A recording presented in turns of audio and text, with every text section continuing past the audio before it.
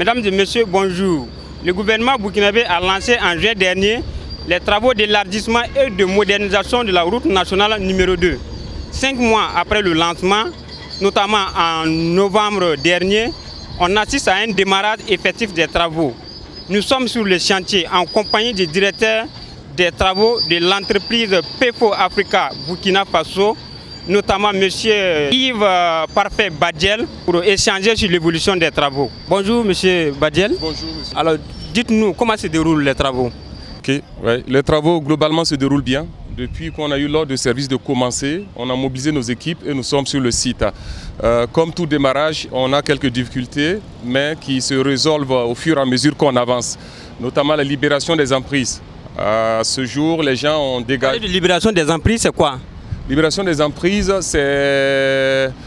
Quand vous regardez le long de la route, vous avez des installations, des petits commerces, vous avez des gens qui ont construit au-delà de leurs limites autorisées. Et toutes ces personnes se retrouvent sur l'emprise de la route. Ça veut dire que la route doit faire l'objet d'un élargissement. Donc on doit élargir la route jusqu'à un certain niveau. Et pour l'instant, nous avons encore quelques installations des gens qui reviennent pour du commerce et beaucoup d'autres choses. Il faut que ces personnes-là partent. Donc à ce jour, la grande partie sont parties, mais on constate quelques personnes qui reviennent toujours s'installer pour faire du commerce. Voilà ce à quoi nous sommes confrontés. L'une des difficultés majeures que vous avez eu à souligner, il y a aussi une autre difficulté, c'est la gestion de la circulation. Comment cela va se passer? Oui, la question du trafic est une question majeure dans le cadre de ce projet. C'est très délicat à cause du flux que nous avons. Mais il y a une organisation qui a été prévue. Nous avons réfléchi au déroulement des travaux et nous avons soumis une méthodologie à la mission de contrôle qui l'a acceptée. Cela veut dire que, de façon pratique, la plupart des travaux vont commencer par les travaux d'élargissement. Élargissement, ça veut dire que nous allons travailler à côté de la route bitumée actuelle. Cela sous-entend que dans un premier temps, on va laisser les gens circuler là où ils ont l'habitude de circuler, tel que vous voyez. Là où vous voyez par exemple la machine en train de décaper à côté de la route bitumée, nous allons de même poursuivre le déroulement des travaux dans ce sens. Et dans une deuxième phase, quand les travaux sur les accotements vont se faire, les élargissements vont se faire, nous allons ensuite basculer les équipes travaux sur la chaussée existante et ramener le trafic sur les à côté, c'est-à-dire sur les zones d'élargissement. Cela permettra à chaque fois que nous intervenons sur le côté, les gens sont sur la route. Quand nous intervenons sur la route, les gens reviennent sur le côté. Donc ça va être des moments où nous allons basculer et annoncer à l'avance de quel côté on travaille pour que les gens prennent leur disposition.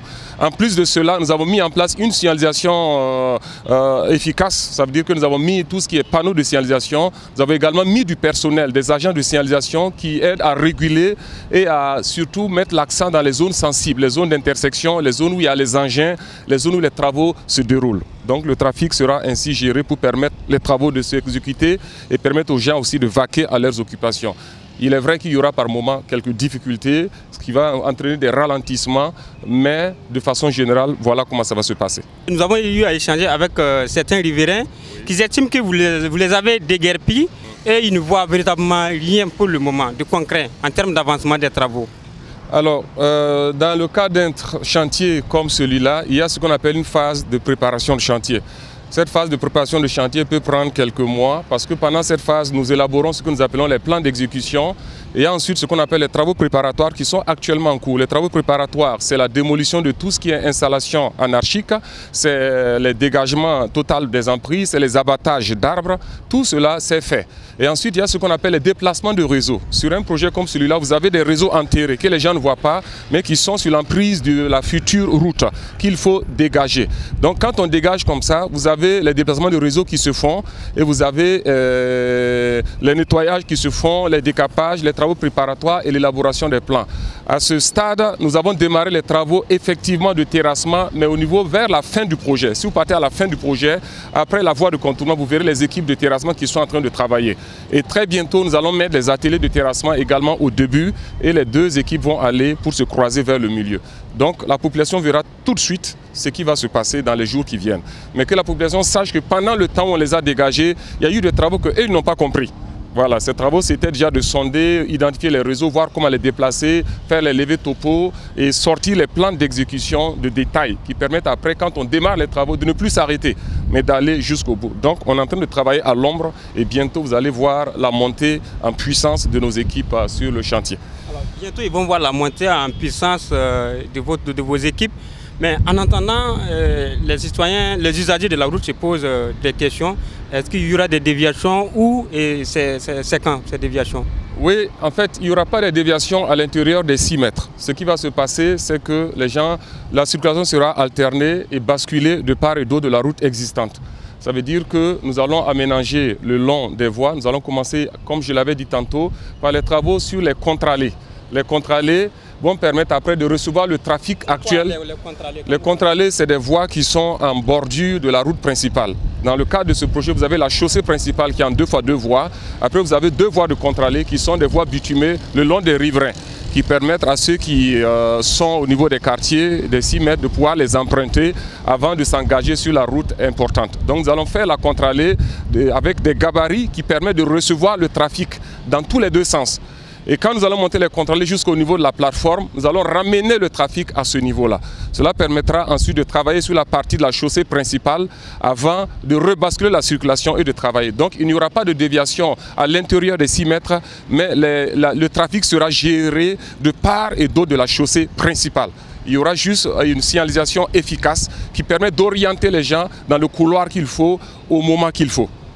Alors on voit que peut-être beaucoup n'ont pas encore compris.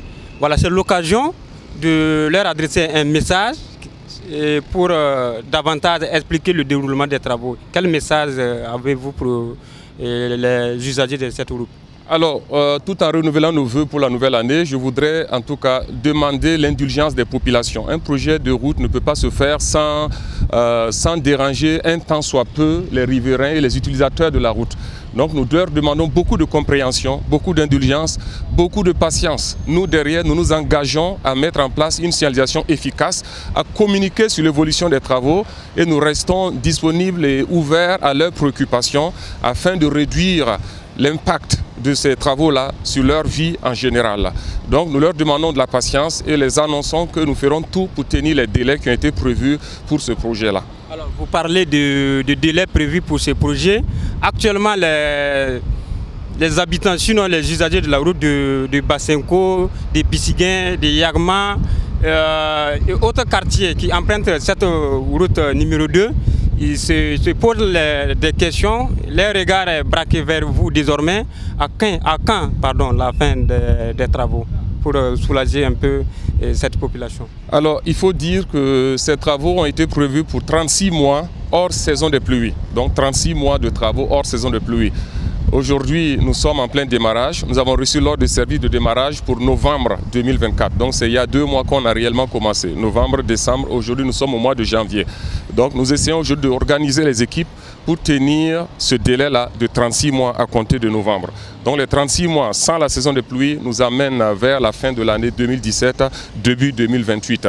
Donc aujourd'hui, l'équipe travaille à voir comment on peut améliorer ce délai-là dans la mesure du possible. Voilà. Dans la mesure du possible, on voit aussi que ces 16 km, ces travaux concernent 16 km de route. Et est-ce que vous pouvez un peu revenir sur les bornes? Ça commence où et ça prend fin où, par exemple? Alors, le projet s'étend sur 15 km 851 exactement. Et les travaux partent du PK0 qui se situe au rond-point de la Jeunesse qui est juste à côté. Et les travaux vont s'étendre jusqu'à après l'intersection avec la voie de contournement, à peu près 800 à 900 mètres après la voie de contournement. Donc ça fera les 15 km 851 que nous arrondissons à peu près à 16 km. Ok, c'est la fin de notre interview avec M. Badiel. Nous espérons que vous avez eu des réponses à vos préoccupations. Merci de nous suivre.